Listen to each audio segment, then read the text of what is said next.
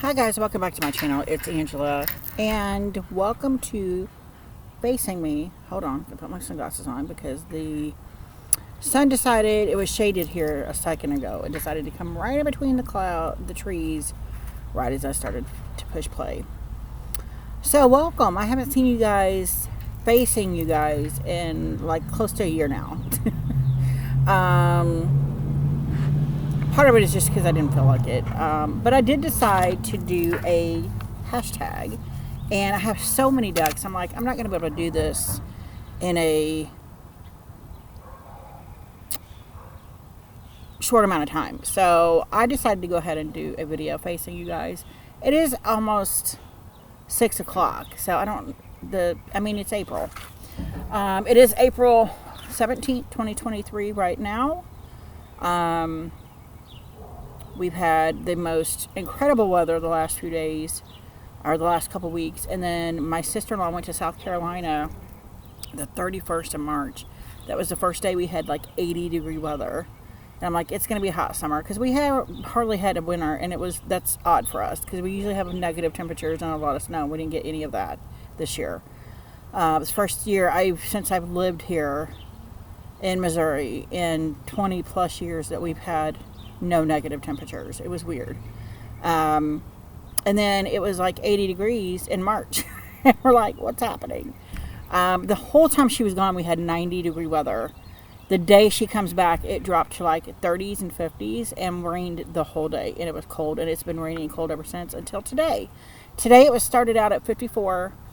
And now it's probably, I don't even know where my phone went. Oh, right here. It is now, I can't even type. 97.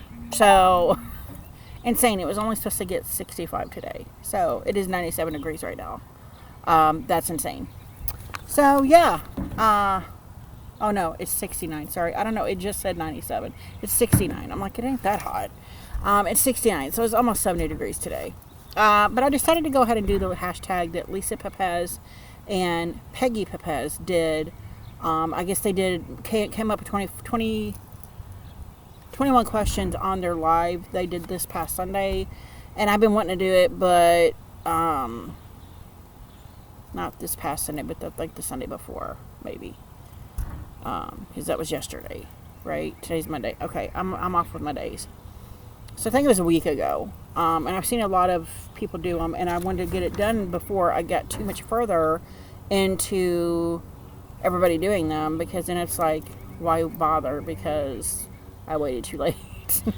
But I have 21, I have more than one on some of these, but there's 21 prompts that they came up with on the live, and I'm really sorry about the sun because it wasn't right where I'm sitting a few minutes ago.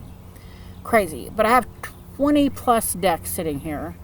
So without further ado, without further rambling, let's get on with it. So question 1 is, what is the deck they'll have to pry out of your cold, dead hands? And if you watch my channel for any period of time, I'm sure you'll know. And I watched Amethyst Ascension earlier today. She has the same answers. The first one I thought of was, and I've made a pouch for it a long time ago, is the Bone, Stone, and Earth Flesh Tarot. It is my second in command, you might want to say. I don't know if you guys can see this real good. Okay, let me see if I can switch you that way. Oh my gosh, it's too bright. But this is yeah, you can see it a little bit. It is a gorgeous deck. It is Anna Torian is the artist. Evelyn Cameron is the creator. This is an out-of-print deck. Everybody loves it. Everybody covets it. I just happened to get on the bandwagon at the very end and got lucky, honestly. Because I just came into tarot 2019, 2020s when I really just started paying attention to it. And I think that was the year that the deck came out. And I missed the first run, and then she did a second run. Wow, look at that. And I just happened to get at the right time to get it. So this is tied for my favorite deck ever. This is an indie deck. Oh my god, that sign is just like not going away. It's not. So the other one is the Light Seers Tarot. I mean, come on. It's my favorite. It's my soul deck. These two, I say a lot, have the almost exact same energy. And if I could never have any other decks, it would be these two decks. Just because, and I'm not going to show too much of this one because everybody's seen it. Everybody's got it. Everybody loves it. Everybody wants it. And I'm sorry. I needed to be outside today just because we've had such crap weather. And my joints hurt. So I needed the sun.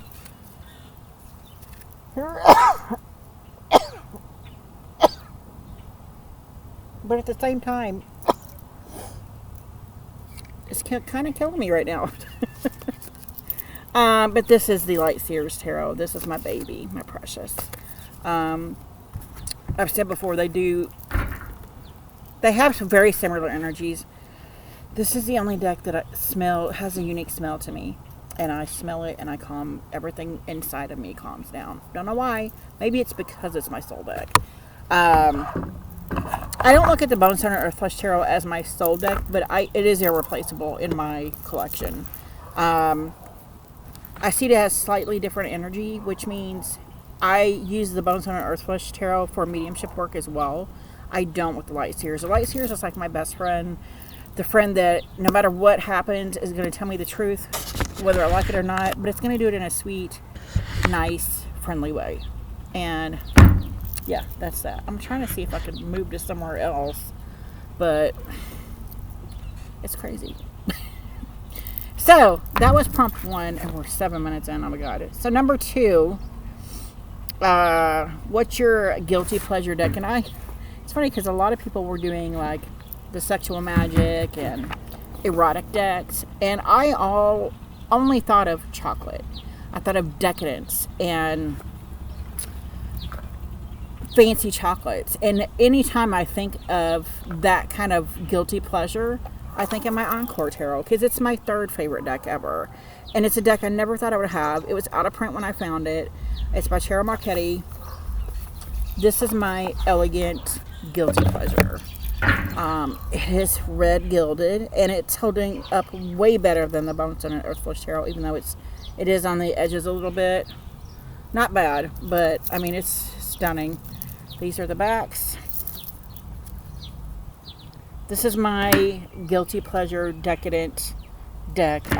When it did come back into print, because from what I heard, he wasn't going to make it. It wasn't coming back into print, and then it did, and I immediately jumped on it because I stalked him for a while. Stalked him, and I'm like, yes, I'm getting this deck. I got it, and it was just like fireworks. I think of this as also like a fiery deck. I want to show you the, look at that. Come on. The cards are stunning. Stunning cards. I'm trying to show you. There's an extra card in each suit. It is the Palace card. So the coins are pentacles. Look at this Queen of Cups. Look at her dress. Like, come on. I want to show you the Moon card, because that was the kicker. It's my favorite Moon card ever. Look at this Magician. Beautiful.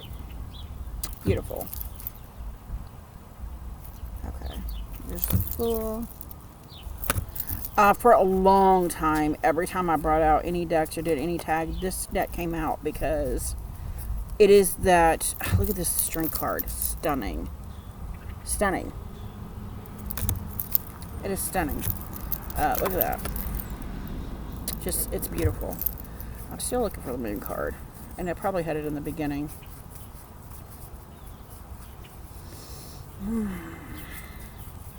I always have to show it.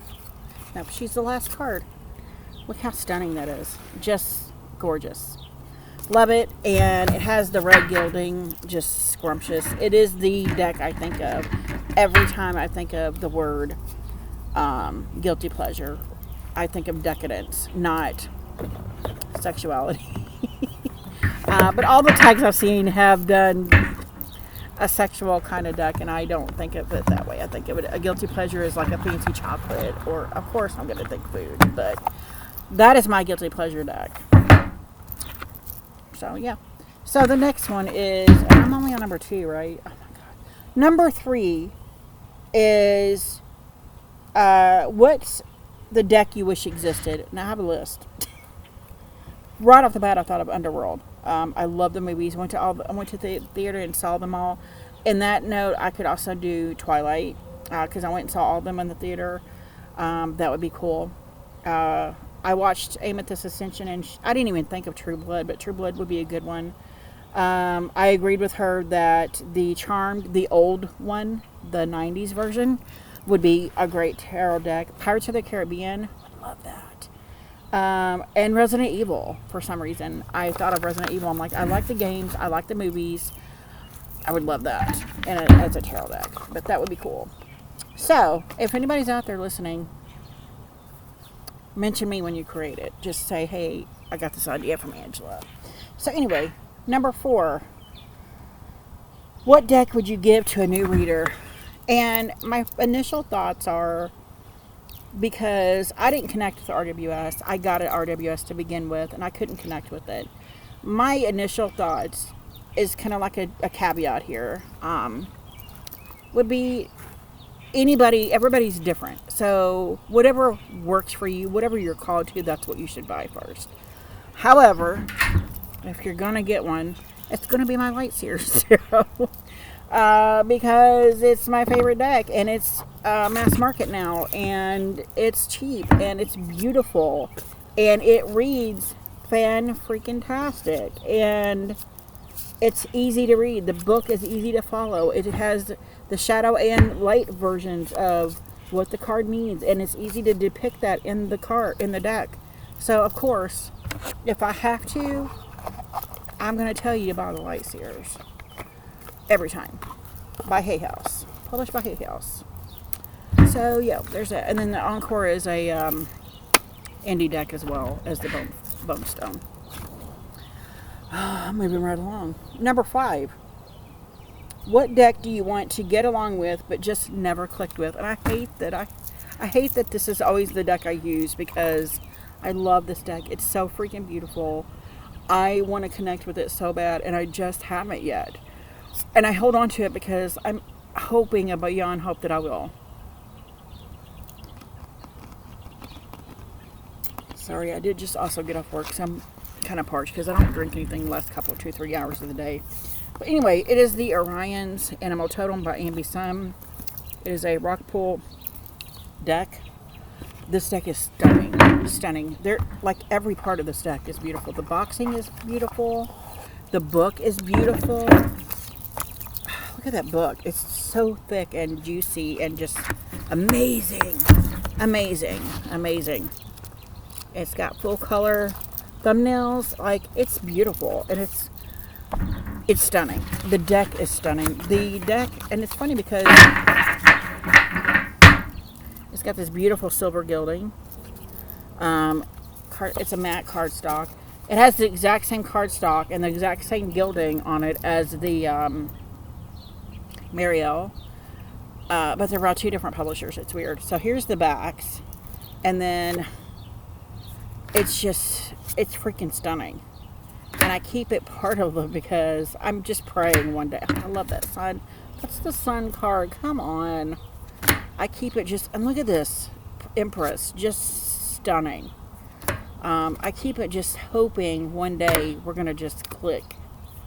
I haven't yet, but I love it. I have every hope that we will connect, but this deck is so stunning, so beautiful. Oh, my favorite card in here, the Ace of Wands. Look at this guy. I can't resist the dragonfly. I mean, finally the sun's going away. Not away, but away. Oh, look at that. My second favorite card in here, the Wheel of Fortune, the Scarab Beetle.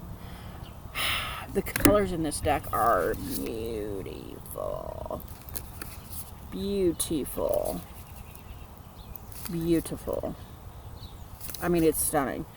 Stunning. Stunning. Stunning.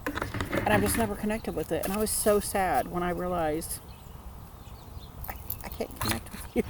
So I'm like, maybe it's just not the time. Because I just found out recently, in the last few days, I had a deck forever that I got off of somebody for cheap. Never worked with it. And then yesterday or the day before, I'm like, that's beautiful. I need to work with it. And I've been working with it. And it's been fabulous. Go figure. So I'm hoping that's what's going to happen with the Orion's Animal Totem. Because it is stunning. Stunning deck. So that was number 5. We have a lot more to go. Number 6. What deck do you only keep for the art? And I could have said that. But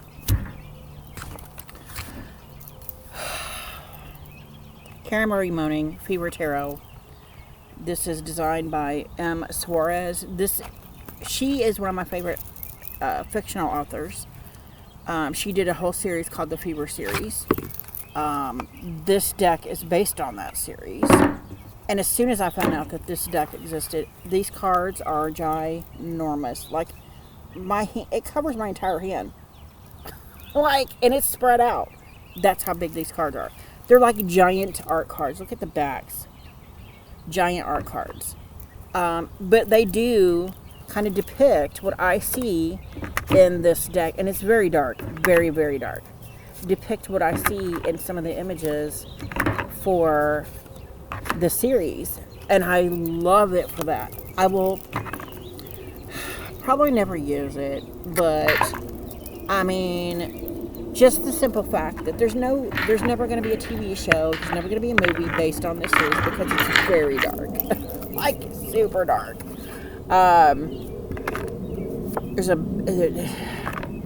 Okay, so like the Fae world and our world starts combining. There's the dirty streets of Dublin. It takes place in Dublin, Ireland.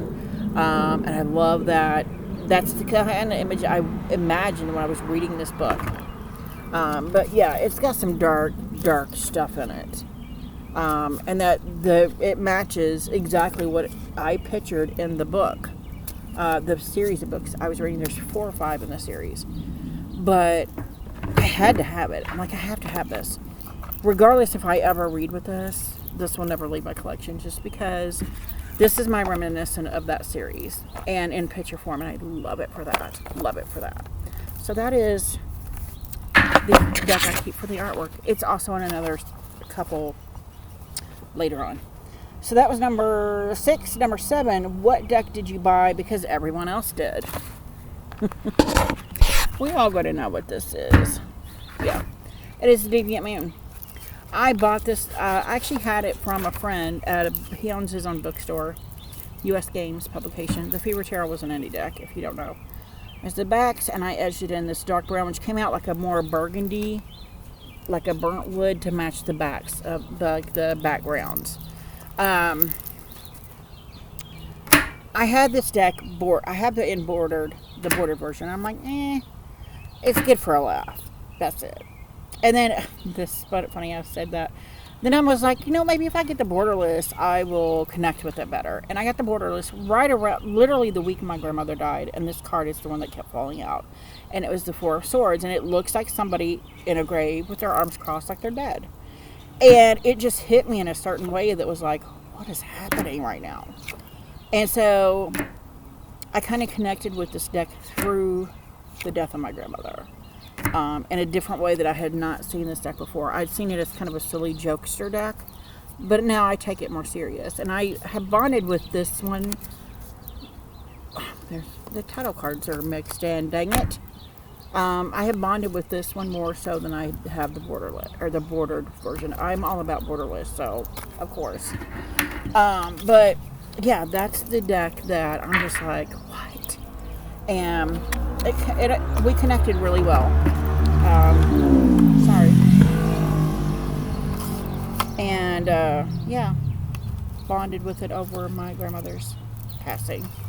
So that is the Deviant Man. That is the deck that I bought it because I'm like, what's the hype? I don't get it.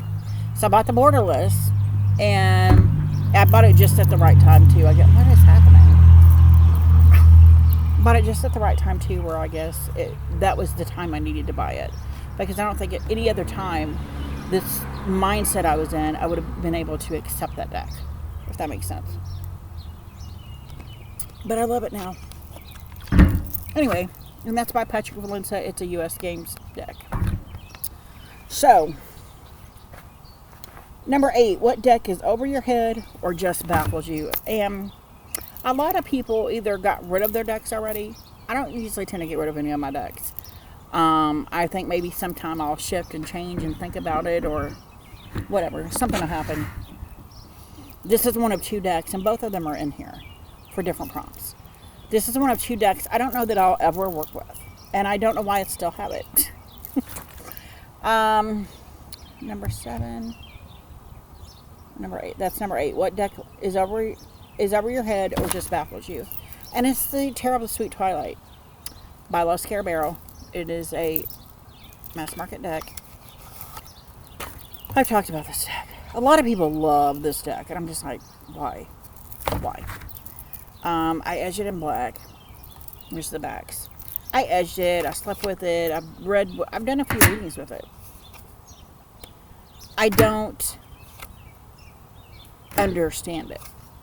And I don't know why, because it's a very simple deck. It's totally my aesthetic. Totally up my alley, because it's more of a dark, twisty. And I've talked about this deck because I got this deck. I didn't want it to begin with, and it was haunting me. It was like, buy me, buy me, buy me. And this image is one of them, one of few, or one of many in here, that I had just split from my best friend of 15 years. All of a sudden, I was a horrible person, and she wanted nothing more to do with me, just out of the blue one day. And I'm like, okay. Because I didn't return a phone call when she wanted me to. Because I have a life, I have kids, I have a husband. I didn't return a phone call when she needed me to, and drop everything for her. And so all of a sudden, I was a horrible person. And we haven't spoken since. That was 4 years ago. Almost 5 years ago. And I mourned the loss of that relationship deeply. Very deeply. And it was right around the time I started learning tarot. But this is what she looks like in this deck. She's a full-on Sagittarius. She's one of those people that she marches to the beat of her own drummer. She doesn't care what other people think. She is wild. She's crazy. She's fire. She is this deck. And part of that is why I think that's why I don't work with it, but why I also want it at the same time. Because it's like my parting gift from that 15-year relationship that just abruptly ended. And that could be why I bought the deck, and could be why I don't get rid of it, because it's like a finality thing to get rid of that relationship. That I'm still, maybe somewhere deep down inside, love this Lover's card though. Deep down inside, holding out hope that she'll come back one day. I would never accept her friendship back. I mean, from the things I've heard since then, I'm just like, no. No, she's become a completely different person. I've never changed. So, yeah. But I always see this, maybe, and that's why I keep it and I don't use it, is because she was my best friend for years and years and years and years. We had so much in common. I saw so much of myself in her. But she took things to a darker, instead of healing all of her issues, she took it to a dark place. And it caused her to become a different person. Someone that I probably would never be friends with. And I think this is the old her that I'm seeing in this deck, which makes it sad.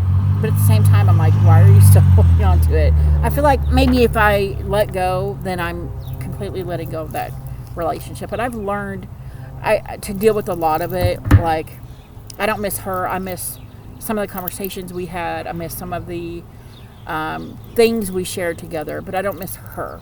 And that's kind of like how I feel about this deck. But that's what baffles me about it, is it's totally my aesthetic. I should love this deck. But I think because it so reminds me of her, I can't connect with it. If that makes any sense. I'm babbling. So, moving on.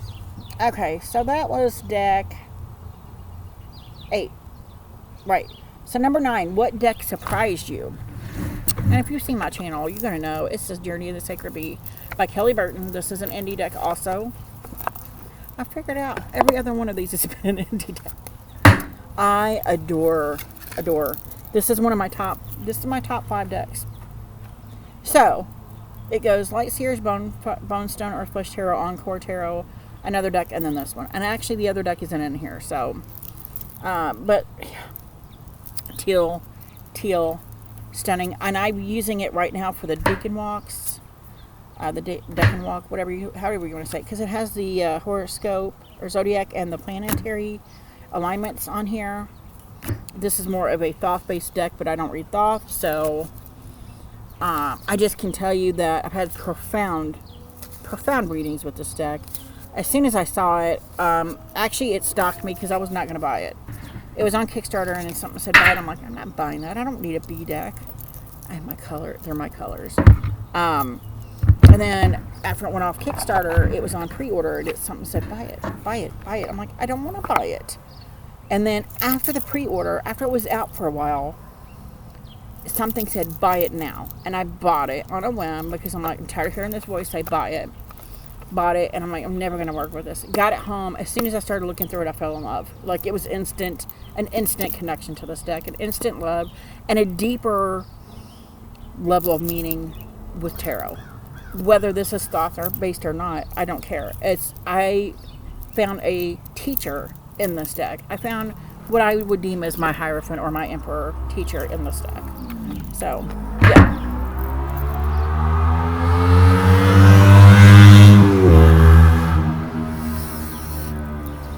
Okay. Number 10. What deck doesn't really work for you, but you keep it because it's a collectible? And I would say any deck in here is a collectible because it's all based on what you deem as a collectible, right? So, I know this deck was an indie deck at first.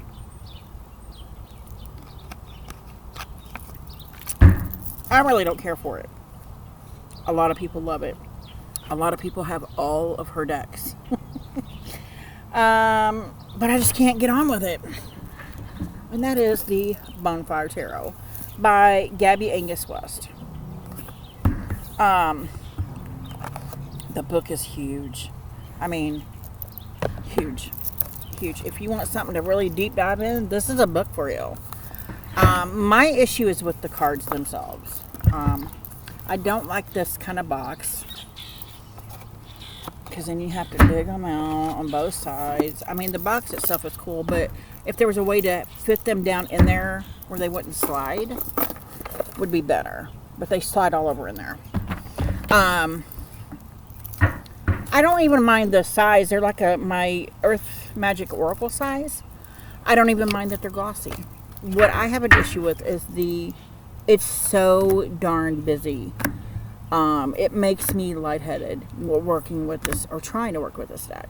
And that may change at some point. I may at some point not find it busy, but I think the deck is beautiful. I just can't look at it for too long because it makes me nauseous.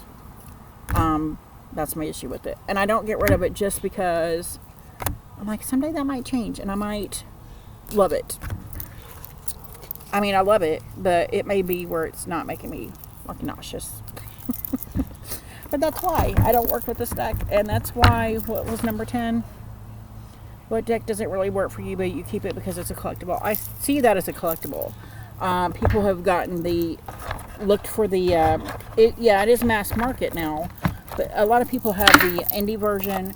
A lot of people get a lot of her, vie for a lot of her decks. And I feel like this is a collectible for anybody that is a Gabby Angus West fan. This would be a collectible. So, that's my answer. Number 11. What deck is your favorite gilded deck? Did I bring that deck out here?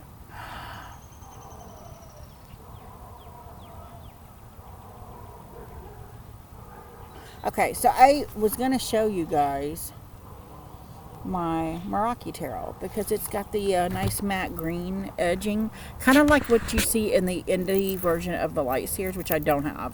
So sad about that. That's an later prop. But my answer was any Tarot Marchetti indie deck. This is the Mystic Palette Tarot. Look at that gilding. It's bronze. So stunning. So stunning. Backs, fronts. It's stunning. I'm not even going to show you the front of the card because I got another deck to show you. So you saw the red one, the Encore Tarot. Then this is the latest, and it's a stunning, stunning deck. And it's bronze. And then I have the Marchetti Tarot.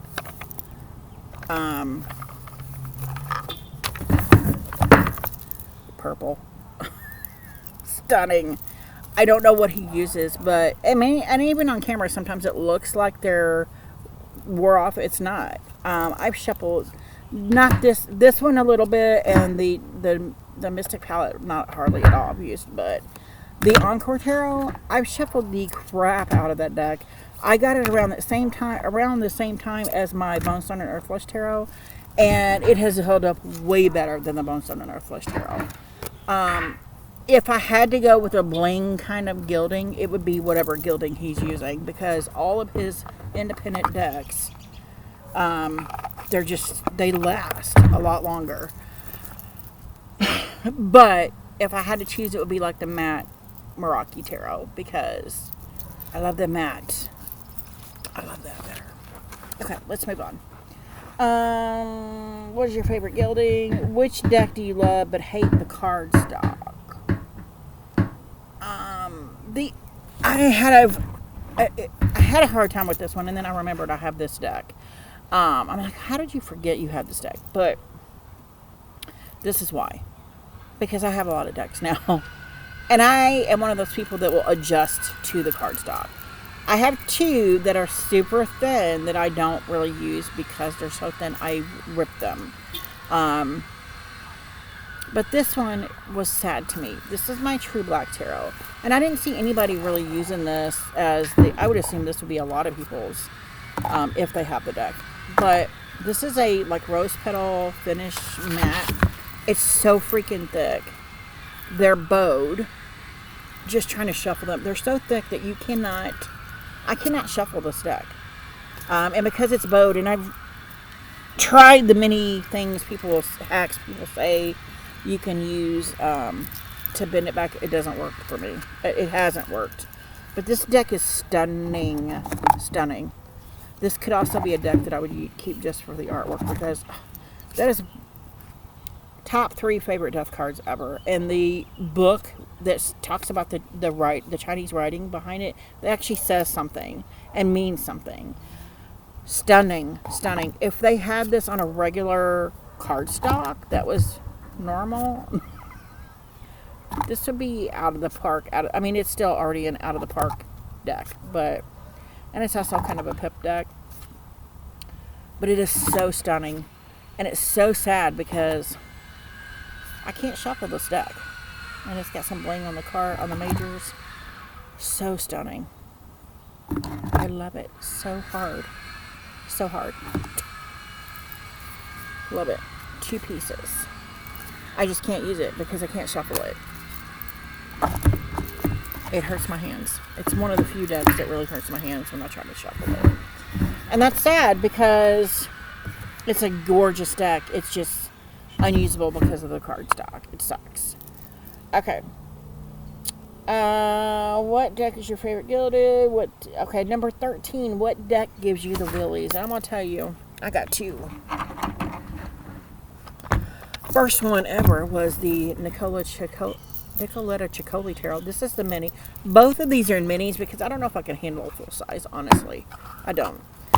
I got this as everybody else has got it. What's the hype? And I wanted to see what the hype was. So I got the mini. And right off the bat, you see her trying to kill a carrot. This deck brought up some issues that I did not realize were unresolved. And I'm like, that's exactly what it's supposed to be doing. But it creeped me out at the same time because it was issues long gone that I thought were long gone. Oh,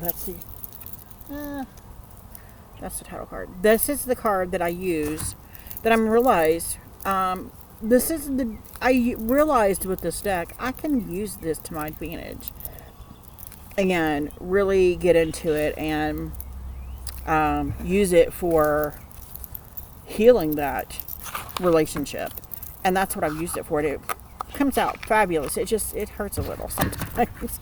But I use this in my story I did, the chocolate chip cookie dough experience. This is the card I used for that. It's a true story about me and my ex, my daughter's dad. And my daughter, I gave up for adoption. It's a whole story, a whole thing. And this is a deck that kind of has helped me realize, yeah, there might be still parts of that relationship that's unresolved or unhealed, but this is a deck that's going to help you do that. So for that, it kind of lessened the willies, but at first it gave me the willies. The newest deck that gave me the willies, and I'm still unsure about, and of course it's in a mini because I could not bring myself, even when I did it, finally got it and did a walkthrough, I'm like, yeah, there's no way I could handle a full size of this. It's the Night Sun Tarot by Lisa Papez also. There's title cards that just fell out. I did the deck and walk with this because this deck makes me feel like Mars. So I did the deck and walk and I got all cups. Weird. But this deck is creepy AF. Creepy AF. If you've seen the movie Ghost of Mars with Ice Cube, this is that deck. This is the deck that belongs in that movie. It is creepy. Like, they're making a wreath, but it's made of skulls. Like, why? There's things in here with people in here with like, like the hangman, his head's in a cage. Why? Like, why? There's people in here, like this dude is creepy too. Like, most of the people in this are creepy. Like, super creepy. Like, some have rings in their, like, body piercings in different ways, and I'm just like, I'm okay if you want to do that to your body, but no, I'm not okay with it for my body. And it's just, this feels like it's another planet, another world. Like this one, that's the Hermit. Like, it's creepy, and it's a pip deck also. And I was told this is also a Thoth deck, which I'm like, but it's creepy. Super, like, especially these wands, man, they're just creepy AF. Creepy. And yeah, I don't understand why the hair has got to be all stringy and look like you have not washed it.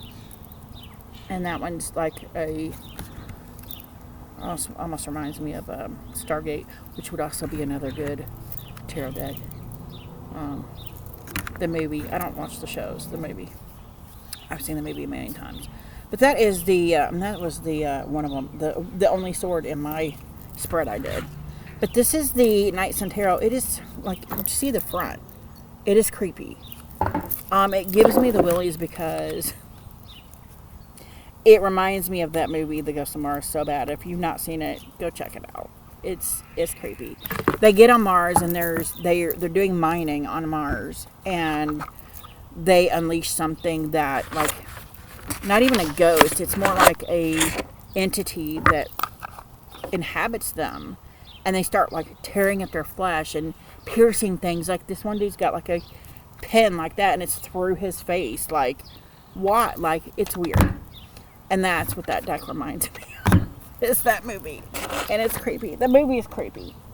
I mean, I still watched it, and it was still cool because it's Ice Cube. He does good movies. But moving on.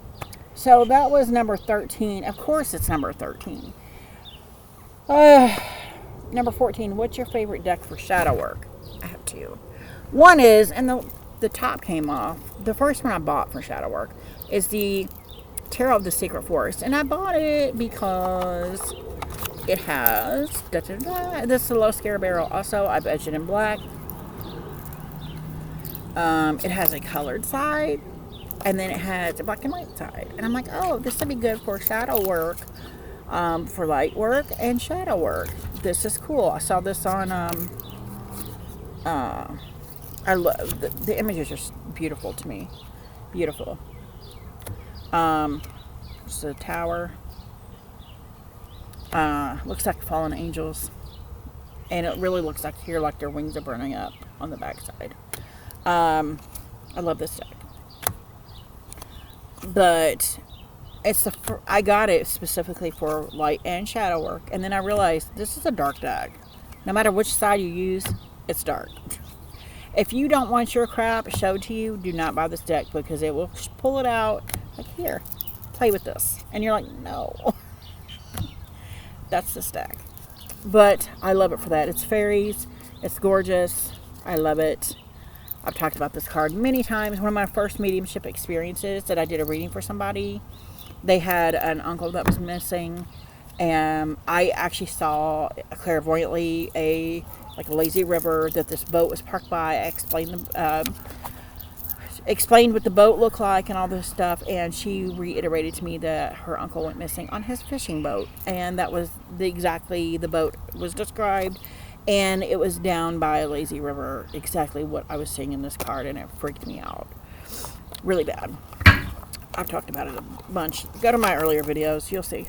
So that was, what's your favorite deck for shadow work? So that was the very first deck I bought specifically for shadow work. And then last year, Variant Pinter Tarot, maybe last year or year before,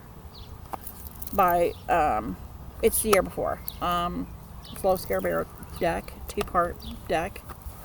That's my dog barking, if you hear a dog barking. I bought this because I thought the artwork was cool. Oh well, some of it's turned around. That's the death card.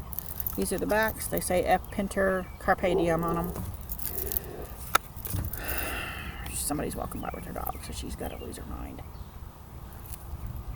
I bought this deck because I liked the artwork. It was funky, it was cool, it was different than anything I had. And then I realized this is a dark deck. It's a shadow work deck. It's not necessarily a dark deck because it's a very matter of fact deck. I just dropped the cards all over the ground. It's a very matter of fact deck. But it also will show your crap to you and be like, yeah, let's work on this. It's beautiful, though. There's a few cards in here that have really kicked my butt. And I worked with it a lot when I first got it. I've already got a bow in it because I worked the crap out of this deck when I first got it, because I realized there, again, was some shadow stuff that needed to come out and be worked on. And I didn't know that until I got this deck. So yeah, I'll pick up those cards in a minute. I got 4 decks left. Let me get another drink. We're almost an hour in, guys. 42 minutes in.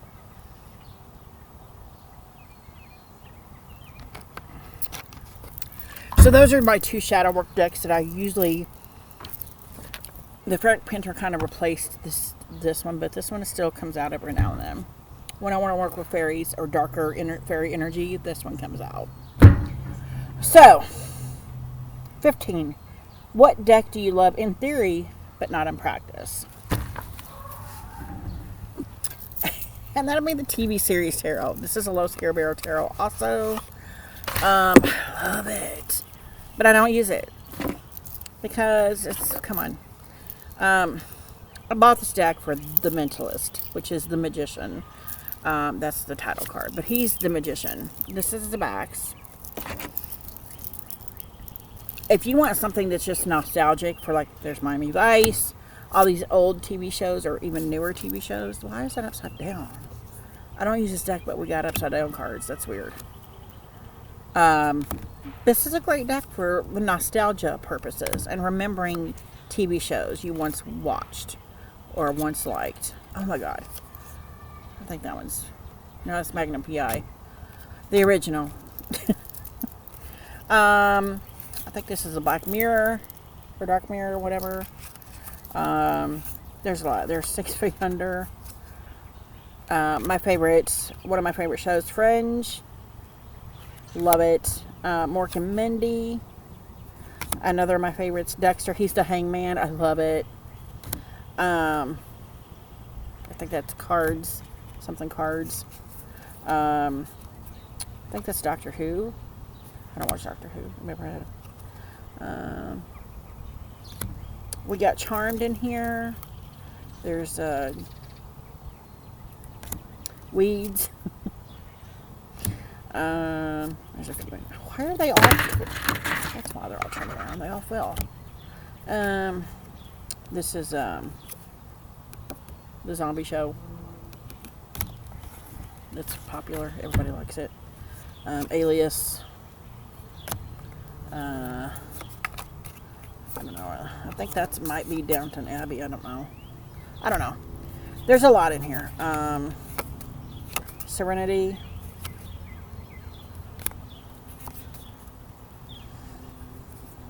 Bones is in here. Sex and the City. Lost. I think that's Rizzoli and Isles.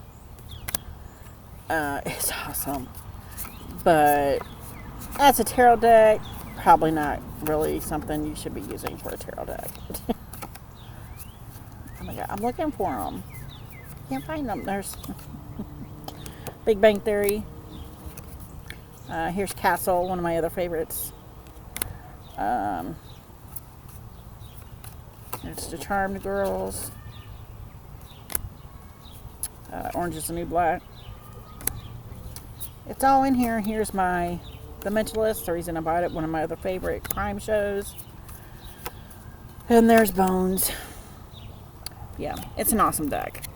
But as a functioning tarot deck, no. Not at all. It's just beautiful to look at. Which I don't hardly pull it out to look at it either. So, yeah. So that was... What was that? That was 15. 16. What deck would you never use to read for someone else? Why do I feel like I've run out of decks? Because I left that one out, I think. Oh, no. Okay. So we brought that one back into the So, number 16. What deck do you love? No. What deck would you never use to read for someone else? Is also the same answer as number 17, which is what deck would you never use for yourself? So what deck would I never use for someone else or myself? And that again is the Fever Tarot by Cara Marie Moning. It's too big and it's very, very dark. And I told you guys already in number 6, what deck do you only keep for the art? I only keep it for the art. So that would be the only deck that I don't use for anybody. Because if I'm reminiscing about the books, I'm going to pull it out and look at it, but I'm not using it as a functioning tarot deck either. So that's 16 and 17. Number 18, what deck could you not bring yourself to buy? And this one hurts because it's also part of the last question. The Majestic Earth Tarot. I want this deck so badly. It is number 1. Actually, number 2. Top of my list of decks I want. It's out of print. The last time it was available, when she had a bunch of runs that were like misshapen or bent or whatever, I totally missed that. Didn't even see that until after they were gone. I was so mad at myself because when it was in print, I was like, oh, I got plenty of time. It just came out and then it was gone. I'm like, what happened? Yeah, so that's what I get. But I desperately want that deck. But I'm not paying $400 or $500, which is all I see it go for. Not paying that. Not paying $300 for it. I don't know if I would even pay $150 for it. Is it worth it to me to pay that? I want it badly, but I don't think I'm willing to break the bank for it. So, take that as you will. So that's that. So that was number 18. 19. What's your favorite pip deck? And I have to. Because my favorite deck is a Marseille. It is the Triumphi della Luna Paradoxical Rose Edition. Here's the backs. It is freaking... This is all the extras. It's a lot. It's freaking stunning. It's a gorgeous, gorgeous deck. Look at that queen. Just stunning. And I did buy the... Illustrated Pips, and I noticed her more in the Illustrated Pips one. I'm like, oh, because I got the regular coloring. But I bought this deck for the freaking ones. Look how gorgeous they are. I love this deck so much. So much. I love it. It's so beautiful. So beautiful. But I didn't think of this as my favorite pip deck because it is a Marseille deck. And I'm like, it's just stunning though. So I have to show it. So if that doesn't count, I have a backup. That's my dog barking at the neighbor's dog that just came out. We're almost done though, so whatever. The only other deck that has to be in this video, and I can't believe of all the videos I've watched so far of this, nobody has had it in there. And it is the Pagan Otherworlds. If you are just trying to figure out pips, like say you're just a newbie and you just started reading tarot, I don't like the linen card stock. It's too slippery. But other than that, it's a gorgeous deck.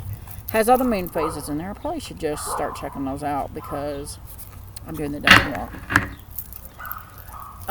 If you're just starting out learning pips, this is a perfect deck for you because it's an indie deck though. So it is expensive. Or a little bit more expensive. It's like $65, I think. That's my dog barking. Because the pips are not just pips. They have a little bit of information down here. Or a little bit of image down here. So you can see and kind of gather what's going on in the image. But this is a deck that should be like in a museum. It's so freaking beautiful. It's probably one of my most artsy deck, like beautiful, needs to be in a museum. So I never hardly use it because it's so stunning and feels like it's art that should be in a museum. Like this guy, come on. One of the main decks here. What is happening? Why are they backing up? Look at that. Just come on. And that's, if they keep sitting there, my dog's just going to keep barking. Hold on a second. She's good. Look how pretty. It's a stunning, stunning deck. Look at this guy with the little frog. It's so pretty. So cute. Oh, shit. Oh, like here. 3 of Wands. We got the 2 ships. One's red and one's green. And then we got, I think, the 4 of Wands. Let me look. Everything keeps trying to slide off here, so hold on. Hold on. No, they're sliding still. Oh, come on. Just stunning. Stunning artwork.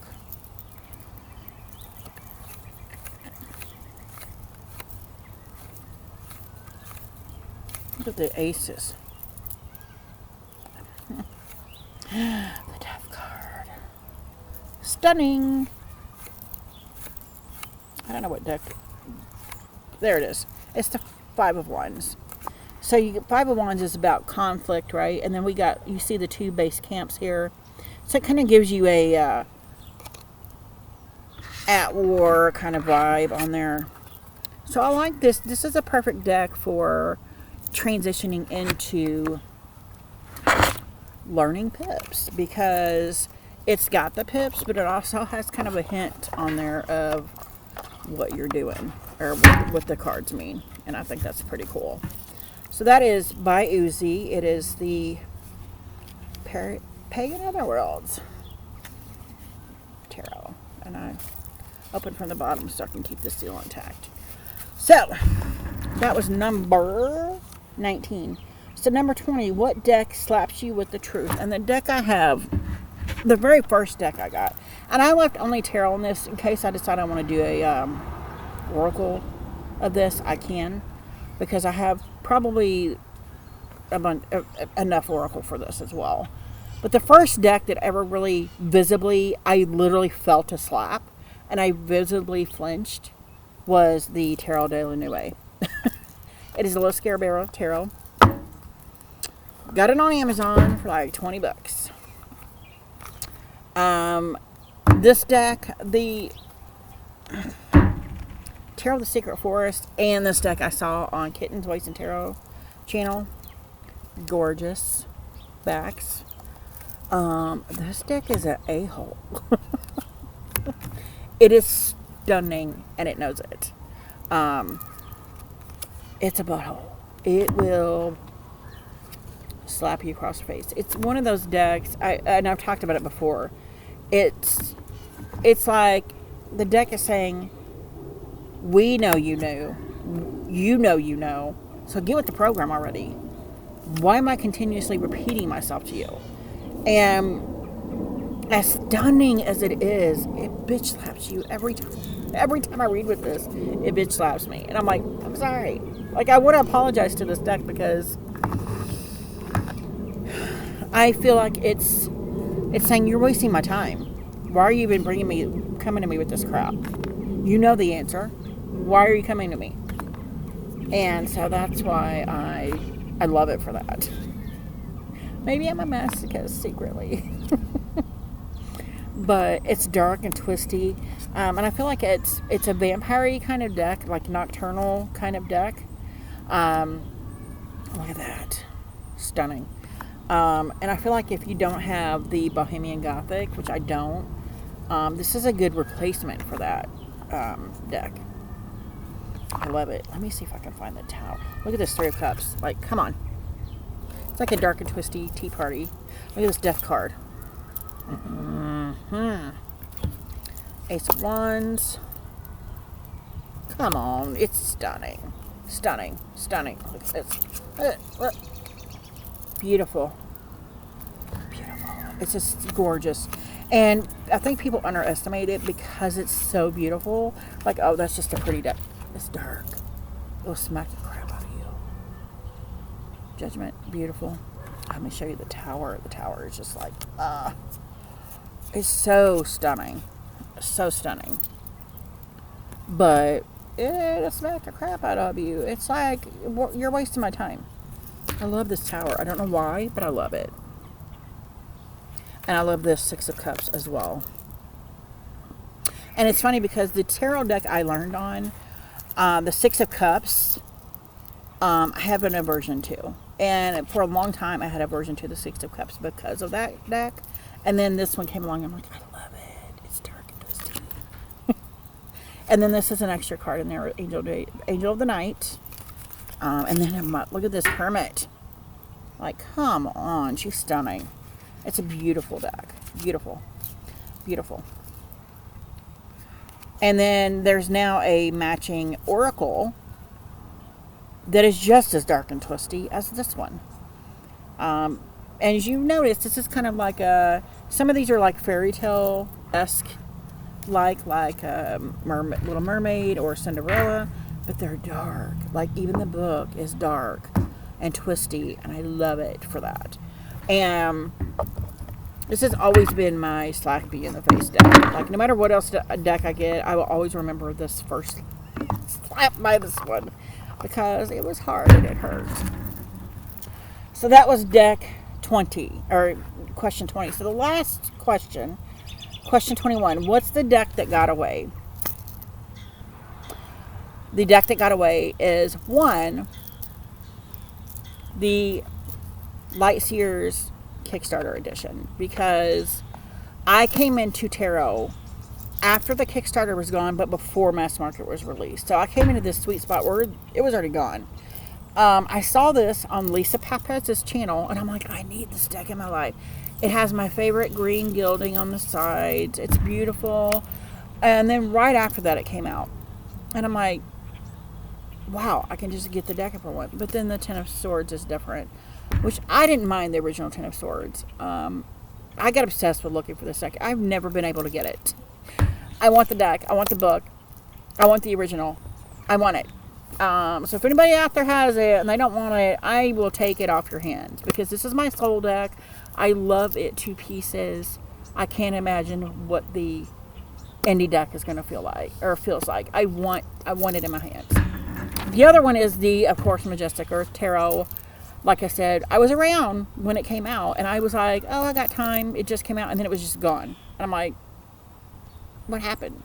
And then I was talking about it, I think, on Lisa Papez's Facebook group, and somebody's like, oh, it's available for so many copies, and by the time they sent me the link, it was already sold out. And I'm like, no. And then while I was in there checking out that website that it came from, I noticed the Tarot of Delphi, and I'm like, but it was already long out of print. I want it bad too. So those two, and the indie of this, and then the Carte Postal. I think that might be coming back though, because it just went out of print, I think. Other than that, I mean, those 4 things are the top of the line. The Light Seers indie version and the Majestic Artera are top 2. Like, they've been top 2 forever. But that is all the prompts for Lisa Papez and Peggy Papez. Hashtag 21 tarot questions. I've talked a lot. It's been an hour. Nice seeing you guys. I'm still here. I'm still alive. So, yeah, if you guys like this video, give me a thumbs up. If you want to see more, please subscribe. And don't forget to hit that notification button so you're alerted to any future videos. And you guys have a great night. Bye.